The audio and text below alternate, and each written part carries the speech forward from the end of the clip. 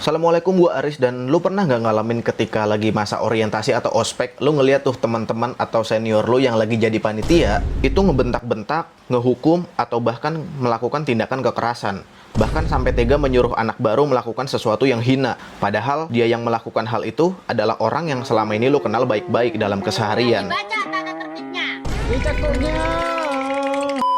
Maka bisa jadi mereka kena yang namanya Lucifer Effect. Dan kita akan ngomongin ini dalam segmen diskusi santai.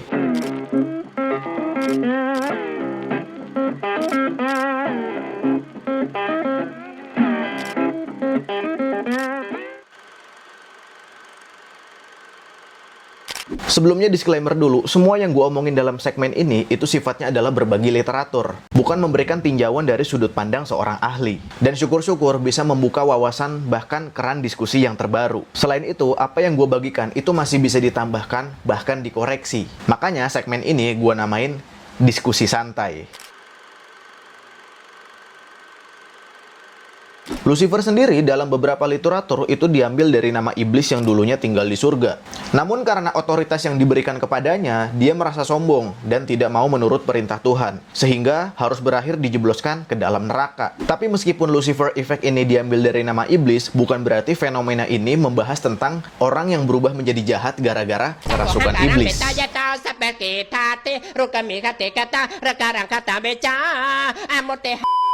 Istilah Lucifer Effect ini pertama kali dikenalkan oleh Philip Zimbardo, seorang profesor ahli psikolog dari Stanford. Pada tahun 1971, Zimbardo melakukan sebuah eksperimen yang dikenal dengan nama Stanford Prison Experiment. Zimbardo dan timnya membuat penjara palsu di ruang bawah tanah Universitas Stanford dan memilih 24 relawan mahasiswa yang kemudian nantinya dibagi menjadi dua, yaitu tawanan dan juga pihak sipir. Awalnya semua berjalan normal, tapi di hari kedua, para sipir mulai menyiksa, merendahkan, dan menyakiti tahanan. Bukan karena latar belakang mereka psikopat ya, tapi karena peran dan situasi yang menstimulus mereka jadi kejam. Salah seorang tahanan bahkan mengalami depresi hingga harus dikeluarkan dari eksperimen. Eksperimen ini akhirnya dihentikan setelah berjalan 6 hari dari rencana awal yang seharusnya 2 minggu karena situasi yang semakin brutal. Zimbardo pun akhirnya mendapat banyak banget kecaman karena pelanggaran kode etik. Tapi dari eksperimen ini kita bisa belajar bahwa ternyata seseorang bisa berlaku kejam di situasi-situasi tertentu. Jadi intinya, Lucifer Effect ini adalah sebuah kondisi di mana seseorang yang baik itu bisa tiba-tiba berperilaku jahat karena otoritas, deindividuasi, dan juga pengaruh lingkungan. Efek ini bukan hanya kita temukan di dalam eksperimennya Zimbardo, melainkan kita bisa temukan di dunia nyata. Misalnya, kasus penjara Abu Ghraib tahun 2004 tentang tentara Amerika Serikat menyiksa tahanan di Irak secara brutal dengan alasan mengikuti perintah dan terpengaruh lingkungan yang penuh kebencian. Di Indonesia juga ada kasus oknum STPDN atau IPDN tahun 2007 tentang senior yang melakukan penganiayaan kepada juniornya. Dan banyak kasus bullying di sekolah maupun di kampus. Dan semua itu adalah contoh dari Lucifer Effect, di mana seseorang yang berperilaku baik bisa cenderung melakukan tindakan kejahatan dikarenakan adanya otoritas dan juga deindividuasi. Ada beberapa faktor yang menyebabkan seseorang mengalami Lucifer Effect seperti yang tadi udah gue sebutkan. Pertama, mengalami deindividuasi. Deindividuasi itu dapat diartikan ketika seseorang mengalami kehilangan kesadaran diri saat melebur ke dalam kelompok. Seseorang yang terkena deindividuasi akan melakukan tindakan kejam tanpa harus berpikir panjang terlebih dahulu karena situasi di sekitarnya melakukan hal yang sama. Mentalitas orang-orang yang kena deindividuasi kira-kira akan ngomong seperti ini, "Alah, sebelah gue juga ngelakuin hal yang sama, ngapain gue harus takut?" Jadi dia merasa kalau semisalnya melakukan hal yang seperti itu tuh nggak bakal dihukum karena orang-orang yang ada di sekitarnya juga melakukan hal yang sama. Contoh lainnya, kasus penjarahan yang dilakukan warga saat terjungkal mobil truk bermuatan jeruk, durian, dan minyak. Warga mungkin tahu kalau menjarah itu salah, tapi mentalitasnya ya seperti yang gue bilang tadi, ya sebelah gue juga begitu gitu, ngapain gue takut? Atau bisa juga seseorang yang tiba-tiba agresif saat menonton konser atau sepak bola. Atau seseorang yang ikut menghujat di media sosial setelah dia melihat banyaknya komentar-komentar hujatan. Alasan yang kedua, konformitas sosial.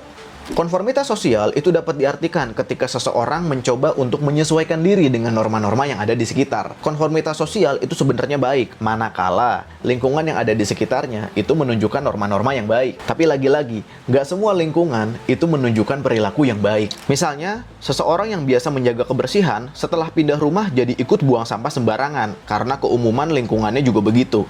Atau seseorang patuh lalu lintas karena keseringan ngelihat orang ngelanggar, akhirnya ikut ngelanggar juga. Atau bisa juga, seseorang yang selama ini hidupnya baik-baik aja, tetapi karena melihat media sosial, ujung-ujungnya malah terpengaruh dengan standar media sosial. Penyebab yang ketiga, perintah. Seseorang yang dipengaruhi atau diperintah oleh figur otoritas seperti bos, senior, tokoh yang diidolakan, atau orang yang dituakan, mungkin akan cepat atau langsung patuh kepada apapun yang diperintahkan olehnya, termasuk pada perintah-perintah yang mungkin bersifat jahat. Di lingkungan mafia atau gangster, hal ini mungkin udah biasa, tetapi tidak menutup kemungkinan di lingkungan yang normatif atau bahkan instansi resmi sekalipun bisa berlaku hal yang demikian. Contoh yang terkenal belakangan ini, yaitu tragedi eksekusi yang dilakukan oleh oknum anggota polisi RE kepada rekannya atas perintah Irjen S saat mereka masih menjabat di instansi. Dan dari sini kita bisa tahu bahwa seseorang bisa aja melakukan kejahatan atas perintah. Penyebab yang keempat, anonimitas. Thomas Hobbes pernah berpendapat bahwa yang namanya manusia itu memiliki kecenderungan untuk melakukan hal jahat. Dalam hal ini gue sih nggak setuju ya. Tapi dapat diakui bahwa manusia yang memiliki kesadaran diri yang rendah itu pasti memiliki jiwa oportunis, di mana ingin mengambil keuntungan tanpa memperhatikan norma-norma yang ada. Dan hanya tinggal menunggu kesempatan sampai kemudian mereka berbuat jahat. Makanya hampir semua kejahatan terjadi itu dilakukan secara anonim. Jual beli barang ilegal, penyebaran hoax, cyberbullying, bandar judul, pencurian, kekerasan, bahkan pembunuhan. Dengan mengetahui bahwa Lucifer Effect ini nyata, maka kita seharusnya bisa waspada terhadap perubahan diri kita sendiri. Dan ada beberapa cara yang bisa dilakukan untuk pencegahan. Yang pertama, berpegang teguhlah pada pedoman yang benar. Sebagai masyarakat yang Pancasilais, dasar pedoman kita ya tentu saja agama, persatuan, kepentingan bersama, keadilan, dan juga diperkuat dengan sains. Dan itu yang kita pegang sampai mati. Apalagi orang Islam, panutannya ya Rasulullah. Jadi ya ngapain ngikut-ikut pada sesuatu yang bertentangan dengan pedoman. Kedua, berani berpikir kritis. Kalau kita udah punya pedoman yang benar, maka kita artinya nggak bisa main asal ikut-ikutan aja. Dan juga jangan lupa untuk senantiasa mengingatkan ke diri sendiri bahwa ya setiap perbuatan itu pasti akan dimintai pertanggungjawabannya.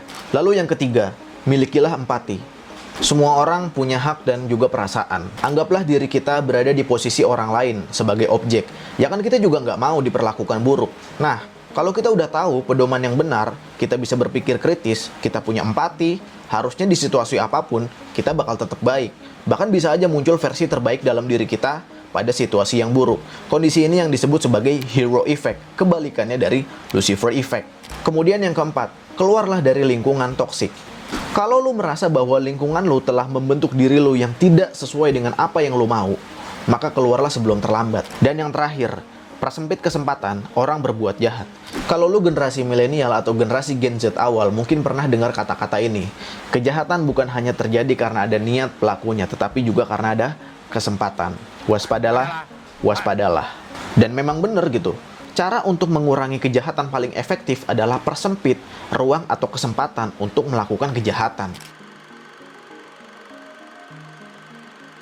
Jadi kesimpulannya ya Lucifer Effect itu nyata, bisa terjadi kepada siapa aja, bahkan termasuk kepada diri gue sendiri. Tapi gini, hasil penelitian dari Zimbardo itu juga banyak mendapatkan kritik. Salah satunya adalah nggak semua orang ketika diberikan otoritas itu akan menjadi jahat. Jiwa manusia yang nggak sesederhana itu. Kita banyak kok menemukan tauladan dan figur-figur baik di sekitar kita, maupun mereka yang hari ini udah jadi pemimpin atau sudah diberikan otoritas. Kita selalu bisa menemukan orang-orang baik di sekitar kita. Kalaupun kemudian kita tidak bisa menemukannya, ya kita tinggal memilih untuk menjadi orang baik itu. Ya, mungkin itu aja dari gua, kurang lebihnya mohon maaf. Terima kasih sudah menonton dari awal sampai selesai. Sampai jumpa pada video selanjutnya dan Assalamualaikum.